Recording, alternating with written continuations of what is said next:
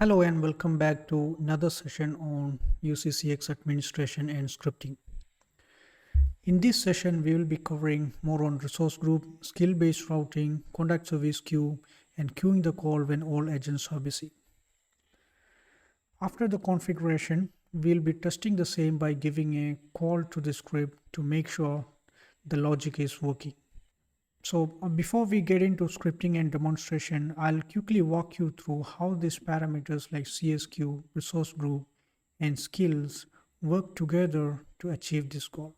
In the second session of this series, we have covered how the calls land to UCCX with an example where PSTN call landing to gateway, then to CTR route point of CUCM, and then to trigger point of UCCX, and then finally reaching the CSA where the script is defined. As the control of the call is now within the script, we have an option called select resource inside the script where we can direct the call to a CSQ. You can see that on the whiteboard that once the control reaches to contact service queue, we have two options. The first one is the resource group and the second option is the skill-based routing. In the resource group method, we have pool of agents listed or the resources listed where we can select one particular agent based on a selection criteria. The selection criteria options that we have in UCCX is longest available, linear, circular, most handle contact, shortest average handle time. Whereas on the other side, we have resource skill or simply skill in UCCX terms where the agents are classified based on the competency level. The level ranges from 1 to 10, 1 being the least skilled and 10 being the most skilled. And we have the resource selection criteria where we have options like longest available, most handle contact, shortest average handle time, most skilled, least skilled, as you can see on the list, right? So in this example, we'll be doing the routing based on the most skilled option. And in the second session of this series, we have already covered how the call is routing using the resource group method. So if you want to look into those details, you can go back to the session 1 or 2 where I'm explaining how the call is routed using the resource group method. So without further ado, let's get into the configuration and scripting. Now we are in the UCCX administration page. We will go to resources. These are the two users that we will be using for this demonstration. Let's click on the user 1, and here there's no resource group assigned to this particular user. We'll be adding a new skill and we'll be assigning that to this particular user. We will go to the other user, resources, agent user 2. The agent user 2 is also having the similar configuration that of agent user 1. Now we will go to RMCM skills. We have a skill named technical. However, we'll be adding a new skill for this demonstration. We'll name it as payroll. Click save. Now we will go to RMCM contact service queue. We'll add new service queue. We will name it as payroll skill CSQ. In CSQ, this parameter is really important. So this basically defines what is the selection model for this particular CSQ. We have two options. The first one is resource skill and the second one is resource group. For this demonstration, as explained before, we will be selecting the resource skill. And we are not selecting here, we are not selecting any prompt. So basically, if you select a prompt here, whenever the call control moves to the CSQ, this particular prompt will be played. First, we will select most skilled and we'll select the payroll skill and we'll click on add. And the minimum competence level is 5. We'll click add.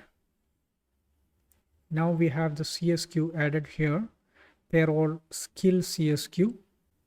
Now what we will do next is we will go to subsystem RMCM resources and click on agent user 1, and we will assign the payroll skill to this particular agent, and we will click on the payroll and we'll assign competence level 10, and click update.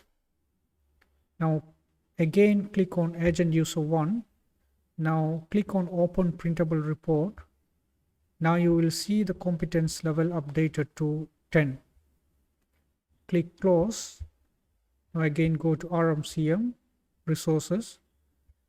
Click on agent user 2. Now if you click on open printable report at this point of time where you did not assign anything, you will see something like this. And now click on payroll, assign that to this particular user and click update. We are giving the competence level 5, which is the default value. We'll click on update. Now again click on agent user 2, click on open printable report. Now you can see the competence level is 5. Click on close. Now we will go to RMCM, contact service queues. We'll click on payroll skills CSQ. Click on next. I will click on open printable report for this CSQ. Now you can see the resources allocated for this particular queue. That is agent user 1 and agent user 2. And the selection criteria is most skilled. Open script editor. Sign in.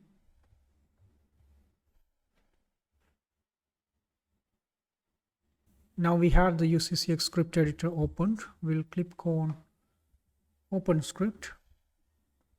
We'll go to scripts. We'll open the templates. We'll click on queuing. We'll click on simple queuing AF. Click on open. We have the basic queuing script open here. We'll click on expand. We'll click on expand here. Let's click on the properties of select resource. We have target is equal to CSQ. Click on apply view. We are not changing anything. This is the default script. You can get it from the templates. We will save it as CSQ default. CSQ default 1. Click save and go to UCCX application, script management, upload scripts, browse, CSQ default 1, open, upload. Now return to script management. Now go to application management, CSA. We will select CSQ default 1 and click update. Now we'll go to subsystem RMCM contact service queues and we'll open this one and copy this name and we'll go to application management, CSA, and checkbox here and we'll paste the name of the CSQ and click update. Now we have successfully updated. Now let's sign in the agent user 1 and agent user 2.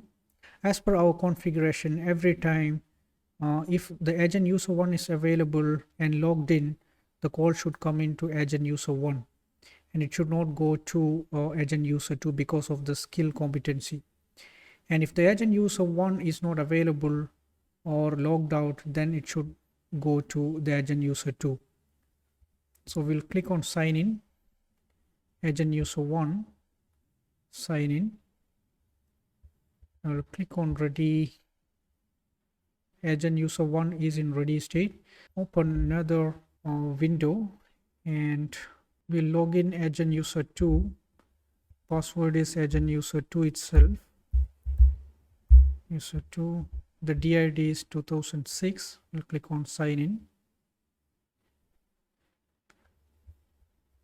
Hello.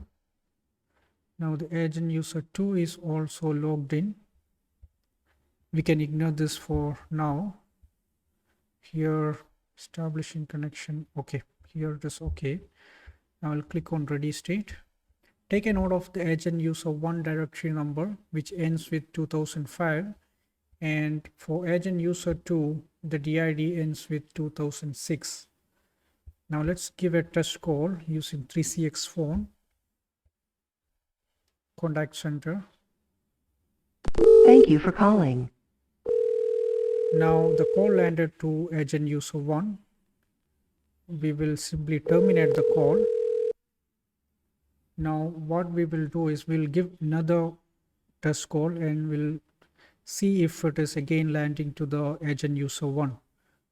As long as the agent user 1 is available, it should be landing to the agent user 1 only. So we'll give another call. Thank you for calling. Again, it is landing to the agent user 1. We'll change some parameter here in the UCCX administration page. What we will do is we will go to RMCM resources. We will click on agent user 1 and we'll click on payroll. We will make it as 5 and click on update. Now we will go to agent user 2, RMCM resources, agent user 2. We'll click on payroll and we'll change the competence level to 6 and click update.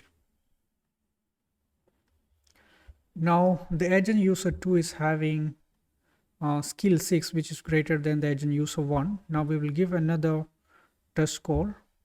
We'll open both the phones. Now the call should be landing to 2006. Click on contact center. Thank you for calling. Now the call is landing to agent user 2. We'll click exit. Now we'll give another test call. Thank you for calling. Again, it is landing to agent user 2. So it is clearly taking based on the skills that we assigned.